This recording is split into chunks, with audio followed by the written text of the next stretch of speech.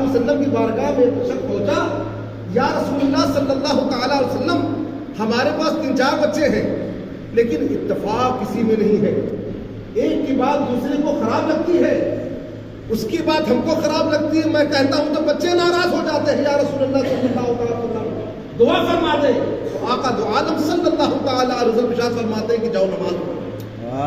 ایک آدمی پہنچا، یا رسول اللہ صلی اللہ تعالیٰ علیہ وسلم کمائی تو بہت ہے، انکم بہت ہے، میں تجارت کرتا ہوں، یا رسول اللہ صلی اللہ تعالیٰ علیہ وسلم برکت نہیں گھر کے اندر، فرمایا جاؤ نماز پڑھو۔ ایک شخص آیا کہنے لگا، یا رسول اللہ صلی اللہ تعالیٰ علیہ وسلم ہمارا لڑکا ایک نچنیا کے پیچھے، جس کو مغنیہ کہتے ہیں، اس کے پیچھے پڑ گیا، یا رسول اللہ سمجھاتا ہوں تو اس نے بد کلامی کرتا ہے، یہاں تک کہ 2-3 مرتبہ مجھ پہ ہاتھ بھی اٹھا چکا، یا رسول اللہ صلی اللہ تعالیٰ علیہ وسلم میں کیا کروں؟ آقا فرماتے جا نماز پڑھو، دعا کرو۔ ایک شخص پہنچا، یا رسول اللہ صلی اللہ تعالیٰ علیہ وسلم میں تجارت بہت کرتا ہوں، خوب تجارت کرتا ہوں، خوب ہماری سیل ہے، لیکن برکت پتہ نہیں چل رہی ہے، پیسہ آ تو رہا ہے لیکن کہاں چلا جا رہا ہے پتہ نہیں چل رہا ہے۔ آقا دو عالم صلی اللہ علیہ وسلم فرماتے ہیں جا تو نماز پڑھ۔ تو کہنے کا مطلب یہ ہے کہ اے لوگوں، اے میرے پیاروں، اگر تم یہ چاہتے ہو کہ برکتیں، عظمتیں، رحمتیں تمہارے گھر کے دروازے پر، دہلیز پر آتی رہیں اور دستک دیتی رہے، تو ضروری ہے کہ ہم سبھی لوگ نماز پڑھیں۔ اور اللہ تبارک و تعالیٰ قرآن میں کیا فرما رہے ہیں کہ بے شک انا کا لفظ آیا ہے، بے شک اس میں کوئی شک نہیں، ان الصلاۃ تنہی عن الفحشاء والمنکر، بے شک یہ برائیوں سے آپ کو بچاتی ہے، کون؟ نماز۔ حضرت عمر فاروق اعظم رضی اللہ تعالی عنہ کی بارگاہ میں ایک شخص پہنچا، کہنے لگا، اے عمر، میں جو ہے فلاں لڑکی کو بہت چاہتا ہوں، بہت پیار کرتا ہوں، میں اس سے شادی کرنا چاہتا ہوں۔ فرمایا اچھی بات ہے، لیکن حضرت عمر فاروق اعظم رضی اللہ تعالیٰ عنہ جان رہے تھے کہ وہ لڑکا کیسا ہے، وہ سب کے سامنے ٹوپی، ایبا، صافہ باندھ کر تو آتا تھا، لیکن رات کی تاریکیوں میں، رات کے اندھیروں میں وہ لڑکا نکلتا تھا، چوری کرتا تھا۔ تو اس کے بعد حضرت فاروق اعظم رضی اللہ تعالیٰ عنہ اس کو پہچان لیا، فرمایا ٹھیک ہے کوئی بات نہیں، کیونکہ کسی کو سمجھانے کے لیے اگر آپ یہ چاہتے ہو کہ کسی کی ہدایت کر دی جائے، نصیحت کر دی جائے، تو ضروری نہیں کہ اسے مجمع میں ڈانٹا جائے، ضروری نہیں کہ اس کو سب کے سامنے بے عزت کر دیا جائے، ضروری نہیں کہ سب کے سامنے اسے رسوا کر دیا جائے تو وہ لائن پر آ جائے گا۔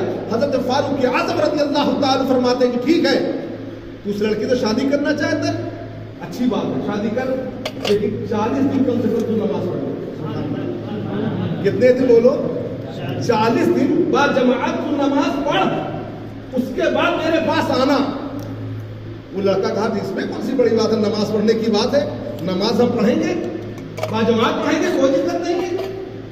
نماز پڑھنے لگا، نماز پڑھنے لگا، جب 40 روز گزرنے کے قریب آ گیا، یہ وقت فاروق اعظم رضی اللہ تعالیٰ عنہ کی بارگاہ میں آیا اور قدم پہ گر گیا، کہا سرکار ہر چیز تو صحیح ہے، محبت ہمارے اندر وہی ہے، لیکن ایک سب سے خراب عادت جو میں آپ سے چھپا کر رکھا تھا وہ یہ ہے کہ میں رات کی تاریکیوں میں لوگوں کے گھروں میں جا کر یہ اپنا لباس لگے کہ یہ عالم ہے، مولانا ہے، مفتی ہے، اس طریقے سے لوگوں کو میں جھانسا دیا کرتا تھا، لیکن رات کی تاریکیوں میں میں نکل کر لوگوں کے گھروں میں جا کر چوری کیا کرتا تھا، لیکن جب سے ہم نے نماز کی پابندی کرنا شروع کیا ہے، یا حضرت عمر فاروق اعظم، تب سے ہم نے دیکھا کہ میرے ہاتھ قریب تو جاتے ہیں، من قریب تو جاتا ہے، جسم تو قریب تو جاتا ہے، لیکن ایسا لگتا ہے کوئی ایسا اسپرچول پاور، کوئی ایسی طاقت جو میرے قریب آتی ہو مجھے روک دیتی ہے۔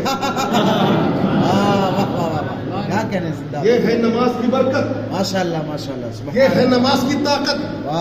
اگر چاہتے ہو کہ ہم راہ راست پہ رہیں، اگر چاہتے ہو کہ گھر میں بے شمار رحمتیں، برکتیں، عظمتیں نازل ہوتی رہیں، تو ضروری ہے کہ نماز پڑھو۔ کیوں؟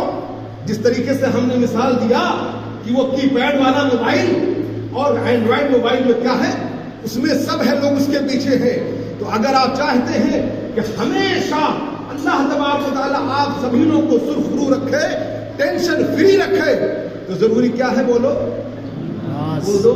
نماز کی پابندی ضروری ہے، نماز کی پابندی ضروری ہے۔ درود پاک پڑھیں، اللہم صلی علی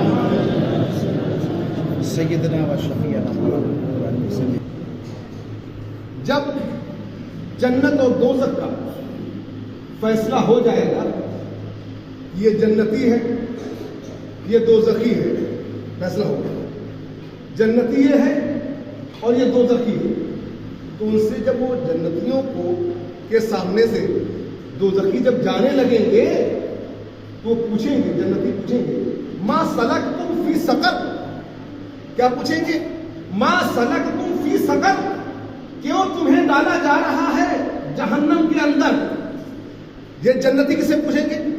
جہنمیوں سے۔ فیصلہ ہو گیا، یہ جنتی ہے جہنمی، پوچھیں گے ما سلکتم فی سقر، کیوں تمہیں بھیجا جا رہا ہے جہنم میں؟ تو وہ یہ نہیں کہیں گے۔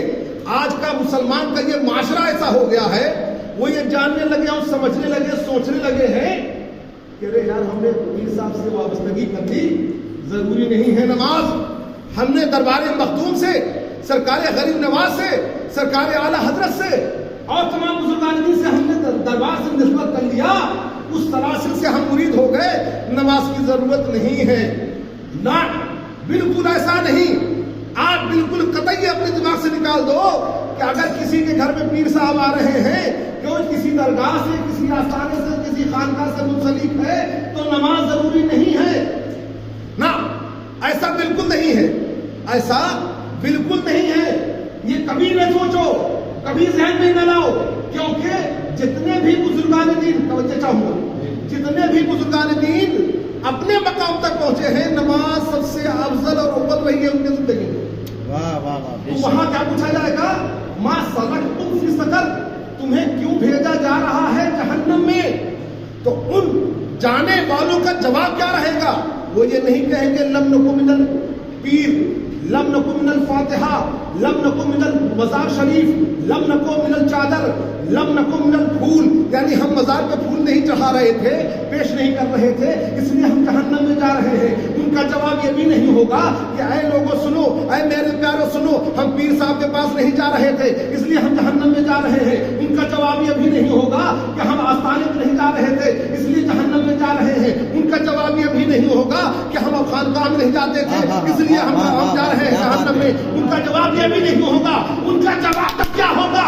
ان کا جواب یہ ہوگا کہ مسلینا، ہم نماز نہیں پڑھ رہے تھے اس لیے جہنم میں جا رہے ہیں۔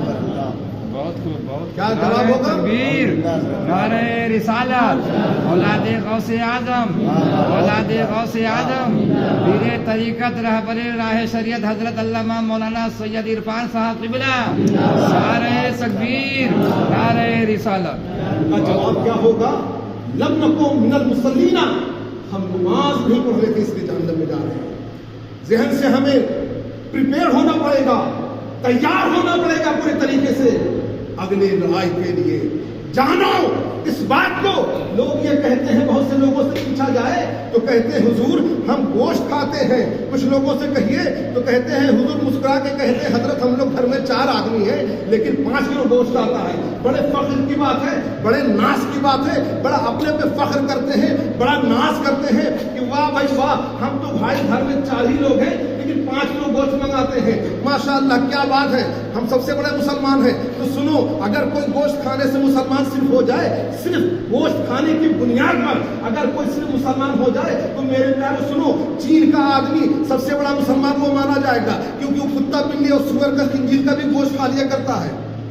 حقیقت ہے نہیں بولو، وہ یہاں تک کہ کچھ علاقے ایسے ہیں کہ جہاں پر لوگ انسانوں کا بھی گوشت کھاتے ہیں۔ تو پتہ یہ چلا کہ گوشت کھانے کے بنیاد پر، گوشت کھانے کی وجہ سے بھی آج مسلمان نہیں ہو سکتا۔ پتہ کیا چلا؟ اگر کوئی کہنے لگے کہ حضرت میں کرتا پائجامہ پہنتا ہوں تو سنو میرے پیارو، کرتا پائجامہ پہننے سے بھی کوئی آدمی مسلمان بولو نہیں ہوتا، کیونکہ آج کل کے جتنے بھی نیتر نگری ہیں، جتنے لفانڈر ہیں، جتنے چمن پراس قسم کے لوگ ہیں، وہ زیادہ تر کرتا پائجامہ پہن کر گھوم رہے ہیں۔ تو پتہ کیا چلا کہ کرتا پائجامہ پہننے سے بھی کوئی مسلمان بولو نہیں ہے۔ کرتا کرتا پائجامہ پہننے کی بنیاد میں مسلمان نہیں مانا جا سکتا. کچھ لوگ کہنے لگے کہ حضور میں تو داڑھی رکھتا ہوں, ہماری داڑھی اتنی بڑی ہے, زلف ہمارے اتنے بڑے ہیں, تو کیا میں مسلمان سب سے بڑا ہوں؟ تو سن لو میرے پیارو, ایسے بھی مسلمان نہیں. اگر داڑھی رکھنے پر, اگر بڑے بال کرنے پر اگر یہی دلیل ہے مسلمان ہونے کی, تو آپ سکھوں کو کیا کہیں گے؟ وہ تو بچپن سے لے کر بڑے تک ہونے تک, مرنے تک اپنے بالوں میں استورت نہیں لگواتے, یہ لمبی داڑھی یہ لمبے بال. تو پتہ چلا کہ وہ بھی مسلمان, وہ بھی پہچان نہیں مسلمان کی. تو پتہ یہ چلا تو پھر کیا ہے مسلمان ہونے کی پہچان؟ تو سنو, اللہ اور اللہ کے رسول سرکار دو عالم صلی اللہ تعالی علیہ وسلم کے نقش قدم پہ چلنے کا نام مسلمان. تو آج بھی کر ہو ابراہیم سیما پیدا, آگ کر سکتی ہے انداز گستا پیدا. اللہ تبارک و تعالی ہم سبھی لوگوں کو نیک بنائے, ایک بنائے. وآخر دعوانا الحمدللہ.